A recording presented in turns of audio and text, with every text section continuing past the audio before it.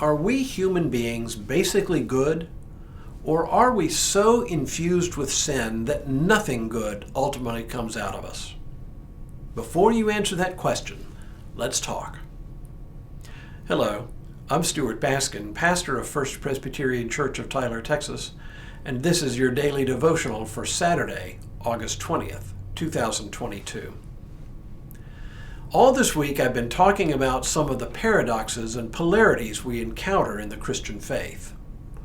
One of these polarities concerns the very nature of who we are as human beings, and it is a particularly vexing one, sure to draw sharp disagreements. So I remember writing one of my college application essays during my senior year in high school. I don't remember exactly what the writing prompt was, but I do remember having to reflect on human nature. As a starry-eyed high school senior, I had what I've come to realize was a pretty typical view for high school students. That is, I argued that people are fundamentally good, if you could only strip away all the layers of corruption laid on us by the big bad world. It was an optimistic view of human nature, but one that, after many years of study and reflection, I've had to change. Our Reformed theological tradition teaches something very different, a view that can, at first blush, sound terribly harsh. The shorthand for this view is called total depravity. It sounds terrible, doesn't it? The term makes it sound as though we Reformed Christians, at least officially, believe that human beings are nothing more than evil incarnate. But a closer look at total depravity reveals a more nuanced understanding of human nature, one that accounts for the ambiguity of human nature. A few months ago, I produced a devotional in which I talked about St. Augustine and his understanding of human sin. It's a pretty good place to start. In that devotional, I said that the doctrine of total depravity does not mean that we believe human beings are 100% corrupt and evil. Rather, it means there is no part of human nature that remains untouched by sin, no matter how deep you dig.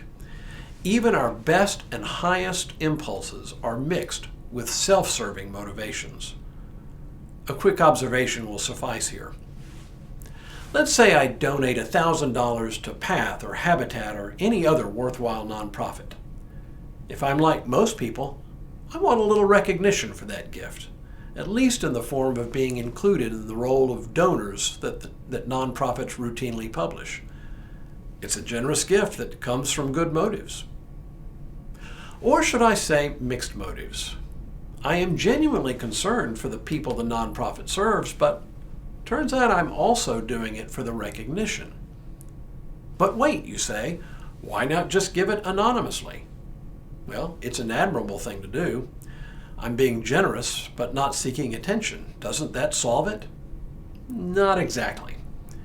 Examining my motives, I come to realize that when I give anonymously, I gain a sense of pride, that I am better than all those people who feel that they need recognition. And that sense of pride is itself a self-serving motivation in my actions. Augustine understood better than most that human life is a completely mixed bag of selfless and selfish motivations. And it's a mixture that is impossible to untangle. As he put it, we human beings are a corrupted good. As creatures of God, we reflect to some degree the original goodness with which God created us. But that original goodness has become corrupted by sin, which is really self-centeredness.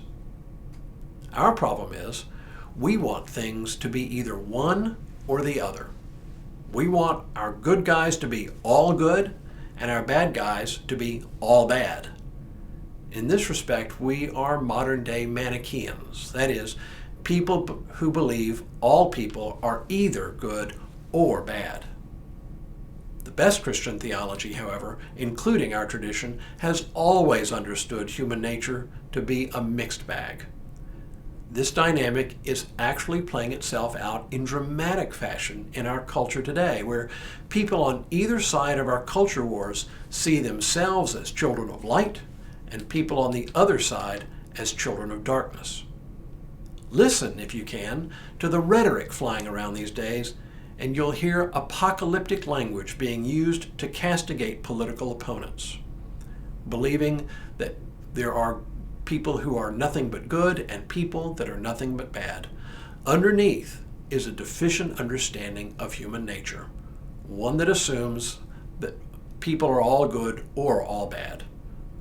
What would our culture wars be like if we could admit, all of us, that we all alike are, as Augustine described, a corrupted good?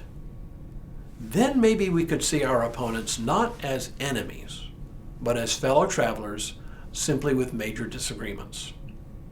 What a difference that might make.